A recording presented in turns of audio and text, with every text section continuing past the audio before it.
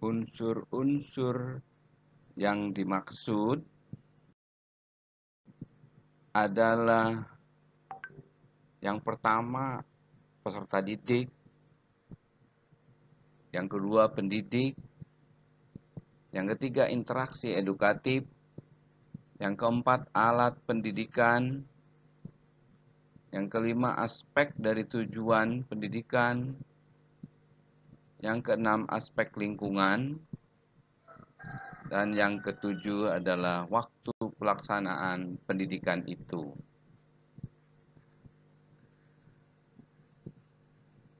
Mungkin lebih baiknya kita itu dari unsur-unsur pendidikan itu.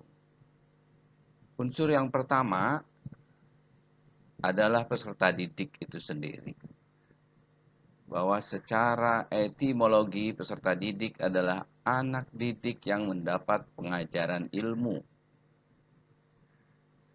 Secara terminologi, peserta didik itu adalah anak didik atau individu yang mengalami perubahan, perkembangan, sehingga masih memerlukan bimbingan dan arahan dalam membentuk kepribadian serta sebagai bagian dari struktural proses pendidikan. Jadi peserta didik itu adalah manusia yang akan mengalami perubahan, yang akan mengalami perkembangan. Karena definisi dari pendidikan itu adalah salah satunya akan merubah atau akan membuat perkembangan peserta didik dari yang tidak tahu menjadi tahu. Dari yang sudah tahu menjadi lebih tahu. Dari yang lebih tahu akan menjadi mahir. Begitu, itu adalah definisi dari pendidikan. Nah, peserta didik ini adalah manusia yang akan mengalami perubahan-perubahan itu. Begitu.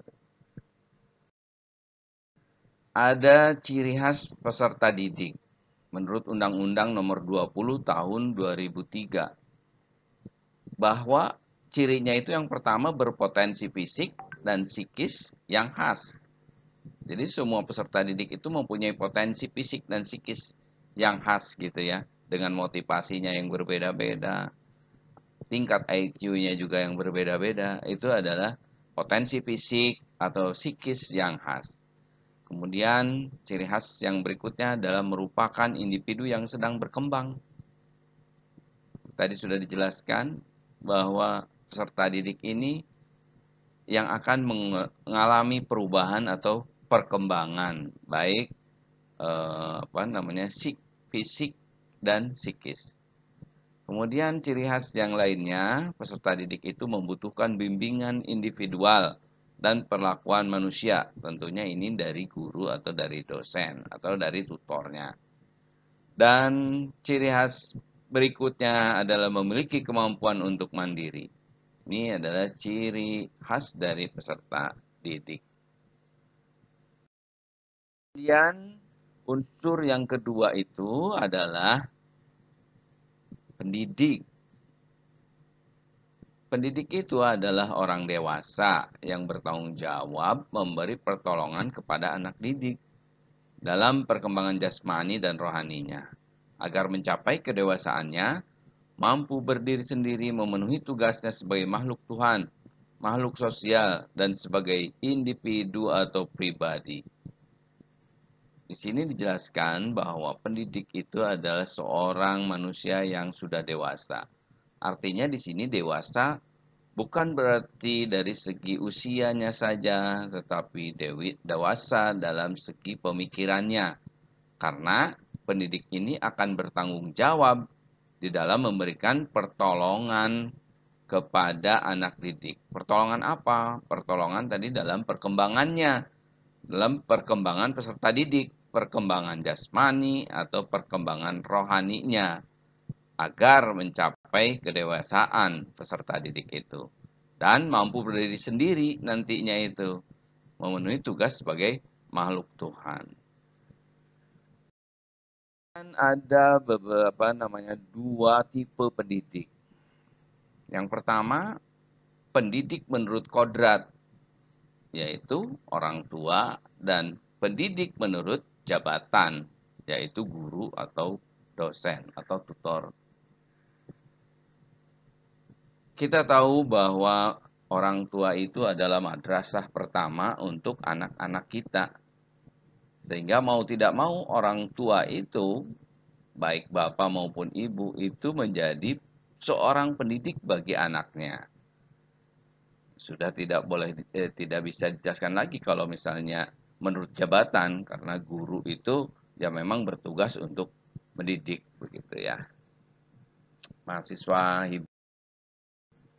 ada beberapa kriteria kalau kita mau menjadi seorang pendidik itu. Yang pertama, bahwa pendidik itu harus mempunyai bakat dan keinginan menjadi pendidik.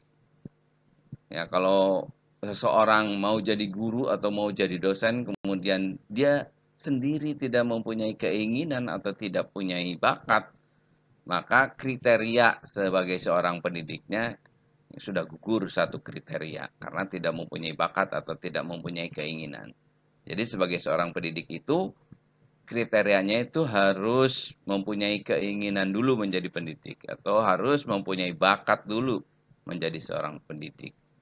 Kemudian yang kedua, bahwa seorang pendidik itu harus mempunyai kriteria sifat-sifat yang baik menurut nilai-nilai moral. Begitu ya. Jadi tidak patut seorang guru atau seorang dosen mempunyai sifat-sifat yang menurut nilai-nilai moral itu tidak baik atau menurut nilai-nilai moral itu bertentangan begitu. Itu adalah kriteria yang kedua yang harus dimiliki oleh seorang pendidik. Kemudian kriteria berikutnya, seorang pendidik juga harus ramah, harus periang, memiliki perasaan luhur dan optimis begitu. Karena kita sebagai seorang pendidik, kita akan mendidik atau akan mencerdaskan anak-anak bangsa, sehingga kita harus mempunyai perasaan luhur dan optimis. Kalau gurunya saja tidak mempunyai perasaan optimis atau tidak mempunyai perasaan luhur, lalu bagaimana dengan peserta didik kita? Jadi kriteria yang ketiga sebagai seorang pendidik itu kita harus mempunyai perasaan luhur dan optimis yang tinggi begitu ya. Kemudian kriteria berikutnya, kriteria yang keempat, yaitu pribadinya itu terbuka dan mudah berteman dengan siapa saja. Kalau seorang guru kemudian menyendiri saja di kantornya gitu, atau dia tidak bergaul dengan teman guru yang lain, maka itu tidak memenuhi kriteria sebagai seorang pendidik. Bahwa seorang pendidik itu harus berkepribadian terbuka, mudah berteman dengan siapa saja. Ya, kemudian kriteria yang kelima yaitu cepat mengambil keputusan dan bijaksana hasil keputusannya itu.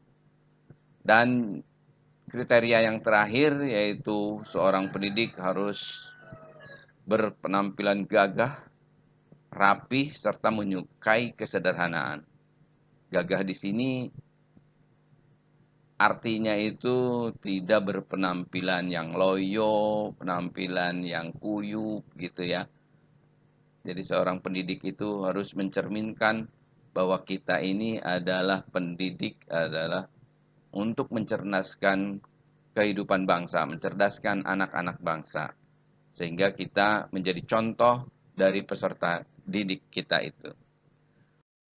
Unsur yang ketiga yaitu unsur interaksi edukatif gitu.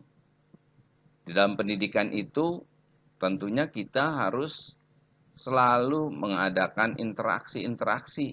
Interaksinya itu bisa interaksi antar peserta didik dengan pendidik, peserta didik dengan lingkungan begitu ya. Peserta didik dengan alam begitu. Itu adalah interaksi edukatif. Di sini jelaskan bahwa interaksi edukatif pada dasarnya adalah komunikasi timbal balik antara peserta didik dengan pendidik yang terarah kepada tujuan pendidikan. Pencapaian tujuan pendidikan secara optimal ditempuh melalui proses berkomunikasi intensif dengan memanipulasi isi, metode, serta alat-alat pendidikan. Kemudian unsur yang keempat itu adalah alat dan metode. Jadi pendidikan itu mempunyai alat. Alat-alat pendidikan di sini adalah segala sesuatu yang membantu terlaksananya pendidikan di dalam mencapai tujuannya. Kemudian metode pembelajaran merupakan kegiatan-kegiatan pembelajaran yang dilakukan oleh pendidik selama proses pembelajaran berlangsung. Gitu ya, itu alat dan pendidikan. Pendidikan sebagai perlengkapan.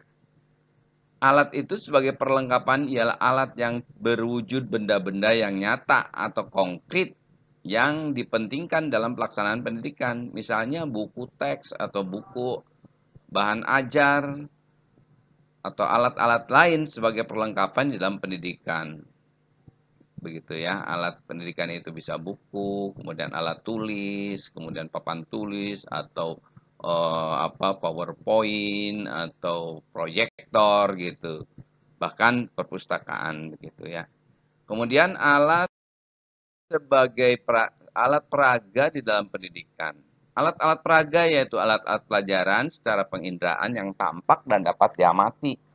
Seperti tadi televisi, radio, alat-alat musik gitu yang audi teori itu ya. Kemudian yang visual itu gambar atau kita berdharma wisata atau papan tulis itu alat-alat peraganya itu. Kemudian metode pembelajaran. Kita ketahui bahwa metode pembelajaran itu ada pembelajaran yang efektif, pembelajaran yang kreatif, pembelajaran yang aktif, ada pembelajaran yang menyenangkan begitu. Yang sekarang itu lebih ditekankan kepada metode pembelajaran yang menyenangkan, baik bagi gurunya maupun bagi peserta didik atau siswanya. Kemudian aspek yang berikutnya atau unsur yang berikutnya adalah tujuan pendidikan. Unsurnya itu ya. Tujuan pendidikan adalah suatu yang ingin dicapai di dalam sebuah proses pembelajaran. Tujuan pendidikan sering bersifat sangat umum, seperti menjadi manusia yang baik, bertanggung jawab, bertakwa kepada Tuhan Yang Maha Esa, yang mengabdi kepada masyarakat, dan sebagainya. Kemudian ada aspek yang kelima, adalah aspek tujuan. Di sini unsur pendidikan pada aspek tujuan itu terbagi menjadi 3 tujuan. Misalnya yang pertama itu tujuan umum atau tujuan nasional. Yang berikutnya jenjang yang lebih rendah lagi adalah tujuan institusional atau tujuan lembaga. Nah yang ke bawahnya lagi tujuan kurikuler gitu ya. Kalau tujuan umum itu misalnya undang-undang Sisdiknas gitu itu adalah tujuan umum. Kalau tujuan institusional yaitu visi dan misi dari universitas atau lembaga pendidikan. Kalau tujuan kurikuler itu biasanya diimplementasikan ke mata kuliah yang bersangkutan. Jadi pendidikan itu mempunyai 3 tujuan atau 3 jenjang tujuan pendidikan. Tujuan nasional, tujuan umumnya, kemudian tujuan institusional atau tujuan lembaga, dan tujuan kurikuler. Aspek tujuan tadi itu, tujuan umum tadi ya sudah dijelaskan. Tujuan umum pendidikan adalah membentuk manusia sempurna, itu untuk secara nasional. Tujuan akhir pendidikan ialah agar anak sebagai manusia, individu dan sebagai anggota masyarakat dapat mencapai keselamatan dan kebahagiaan menurut Ki Hajar Dewantara. Kemudian yang keenam itu lingkungan pendidikan. Lingkungan pendidikan itu ada lingkungan keluarga, ada lingkungan sekolah, ada lingkungan masyarakat gitu. Aspek lingkungan ini menurut ahli, menurut tempat pelaksanaan. Kalau menurut ahli, aspek lingkungan itu ada lingkungan alam, ada lingkungan sosial. Kalau menurut tempat pelaksanaannya, lingkungan pendidikan itu ada lingkungan keluarga, lingkungan sekolah, dan lingkungan masyarakat yang sudah kita jelaskan tadi. yang terakhir yaitu waktu pelaksanaan. Waktu yang tersedia di dalam proses pembelajaran ini adalah waktu produktif yang tersedia selama proses pembelajaran berlangsung. Oleh karena itu, selain menyampaikan ilmu kepada siswa, hendaknya guru juga dapat mengoptimalkan waktu belajar siswa agar siswa dapat belajar dan beraktivitas dengan maksimal sehingga tujuan dari proses pembelajaran akan tercapai. Itu 7 aspek atau 7 unsur pendidikan kita ketahui. Ya, mahasiswa semua, mungkin itu saja yang bisa Bapak sampaikan kepada mahasiswa hibrid semua, gitu. Dan Bapak tugaskan untuk minggu ini kalian membuat video presentasi tentang pendidikan sebagai suatu sistem. Begitu ya. Tugas kalian untuk minggu ini adalah membuat video presentasi tentang pendidikan sebagai suatu sistem. Baik, Bapak akhiri. Mudah-mudahan pertemuan ini dinilai oleh Allah Subhanahu wa taala sebagai pertemuan yang bernilai ibadah. Amin amin ya rabbal alamin. Wassalamualaikum.